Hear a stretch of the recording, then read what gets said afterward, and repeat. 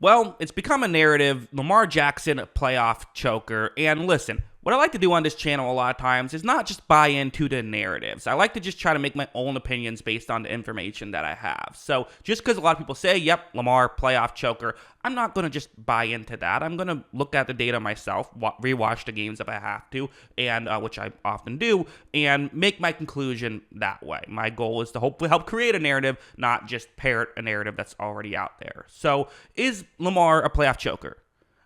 I mean, yeah. I mean, the numbers are the numbers. Like the stats are the stats, and the tape is the tape. Just using some PFF grades for a quick, explanation. First, this chart, which is gibberish, so I'll have to explain it to you. Sometimes I'm not great at describing my charts. I'll admit that. Hand up, that's on me. But what the chart is these are every playoff game that he played in, where his Pro Football Focus grade ranked in relation to his other games that season. So in 2018, the wild card game against the Chargers, it was his 8th graded game out of the 8 games he started that season because he came in midway through the year. So it was his worst game of the season. In the divisional round, in 2019 against Tennessee when they lost, it was his 13th game out of 16. And then, he has a couple of good games on the list. The wild card round against Tennessee, that was an average Lamar game of that season. In 2020, though, later on in 2020, though, in the divisional round against Buffalo, his second worst game of the season. In the divisional round recently against Tennessee, or against Houston, that was easily his best playoff game. His 4th highest graded game of the season was in that playoff game, but then only his 13th highest graded game of 2023 was in the conference championship game against Kansas City. So really only one game that it's in the top half of his of his games, and you have as many games where it was his worst game of the season as he finished just one of the top half a game in the season. A handful of other stats just to throw on the screen real quick. Best he's done in a loss is his 13th best game of the year. So that's where he's at. On average, he has his 10.5 best game out of 15.7 games. So usually it's kind of the bottom third. And his average PFF grade in general in playoff games is 61.9. You compare that to the average quarterbacks in the 2024 playoffs, that's at 74.2, and that's excluding Lamar's grades from those games. So definitely, it's worse. It is worse. Because, to some degree, you'll sit here and say, well, usually a quarterback is worse in the playoffs, right? Usually you do get a little bit of grades going down, and the further you get into rounds, the grades go down a little bit more. One thing that hurts Lamar for sure is, he didn't get a play in. The wild card round is not a round he's played in much. Only 2 out of his 6 playoff games have been in the wild card round. So that's a factor. You have to factor that in.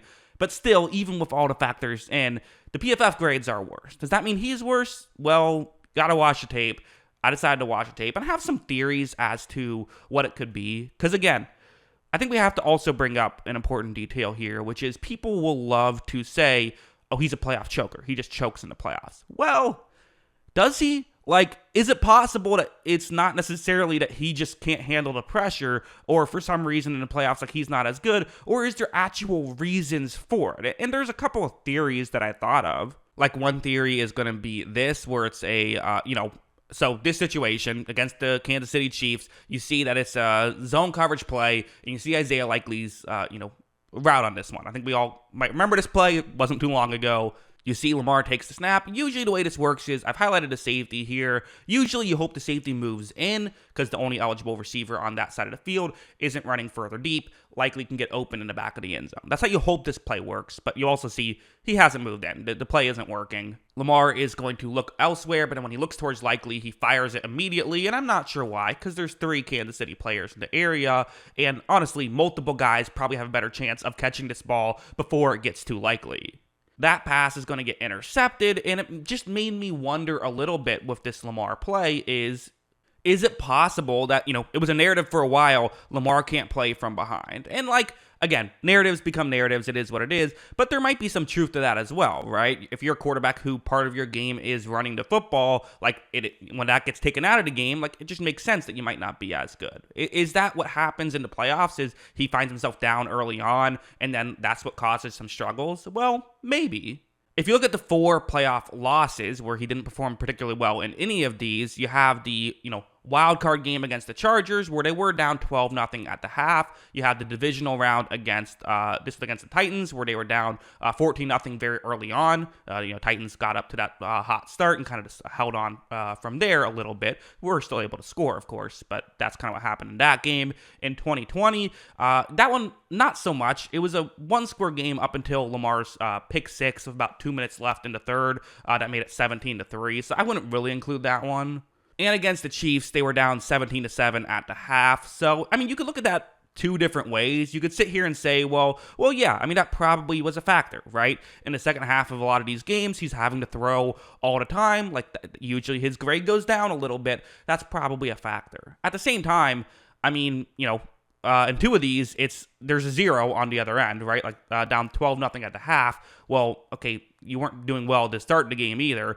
Same thing with the Titans game. They weren't doing particularly well. The Bills game I already mentioned, can't really put it on that. And the Chiefs game, I thought Lamar actually had a pretty good first half in that one. So that's kind of the one that you'd look at and use that excuse for. But I wouldn't say it's a particularly great excuse. To me, something like this is a more interesting, not more interesting, probably more accurate reason for why some of these struggles happen. Because again, everyone's going to say, oh, it's just because he doesn't play well in the playoffs. Well, why? Why? What's different about the playoffs other than just the added pressure? Well, you're going up against better teams, right? And one thing I've talked about, and I remember saying that when everyone kind of thought Lamar wasn't as good, I said I thought he could still win an MVP if they got talented receivers around him, and well, okay, that take worked out well. That aged particularly well. My criticism of some of the Lamar criticism was always that I felt like people were criticizing Lamar in particular for things that were really a fault of the Ravens offense. The passing game saying, oh, well, Lamar doesn't play well when he just has to throw the football. Well, he's only one guy that's part of that unit, and when you have bad receivers, you can't just blame the quarterback. And while the receivers were much better this year, well, when they're playing the Chiefs, you gotta, find ways to get open, and receivers weren't necessarily elite. Like this play, it's Aguilar's route against Trent McDuffie, which is already kind of a tough one-on-one matchup. That's a mismatch in Kansas City's favor. Look at how when this play begins, you see right here, Lamar looks towards Aguilar. There's a little bit of separation. You can see why he's looking for this on a 3rd down and 7. And as you see, though, it's, broken up, not able to make the play. Some of it might just be simply that, right? Which is, you find these plays aren't working, and that's part of why, the PFF grade shouldn't affect that, but perhaps it can lead to some extra frustration, and perhaps that's why the offense as a whole doesn't work out as well. I should mention, I said it leads to some extra frustration because, I gotta be honest, it's not just this stuff. I usually like to kind of not pay attention to the sort of, the mental aspect, who wants it more, all of that stuff, because I feel like it's usually just kind of lazy analysis, but it's not always false. Even I started off with the video with this play. That's him slamming his helmet on the ground. I'll show it a couple times just really to let you know the scoreboard, which is, you see it, it's a 10-point game with 7 minutes left. It's a ball game. Did you ever see Tom Brady do this on the sideline? I guess you did. Yeah, I guess you did. So it's not totally fair.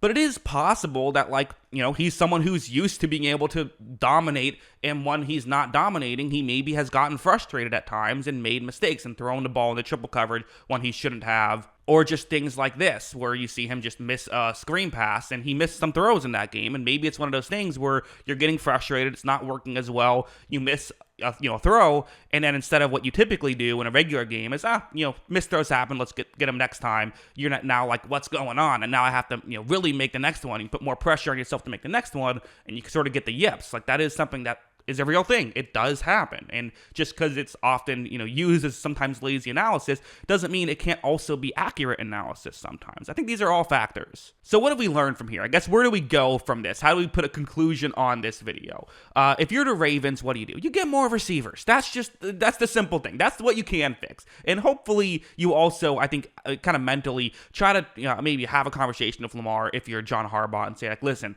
the body language thing has to be better. We can't be throwing our helmets on the sideline. We have to be more. I get that was a very frustrating one, but there was other play. If that was just the one example, I wouldn't really say anything. But I thought for the Ravens in general, there was a lot of real frustration going on throughout that game, in a game that ended up being a one-score game. right? Like, you had a chance. I think they have to maybe try to not get as frustrated. I think that is a real thing. And also the, thing you can fix, make sure you get receivers. Try to do what you can. If there's an elite receiver on the market, which there almost never is, but do what you can.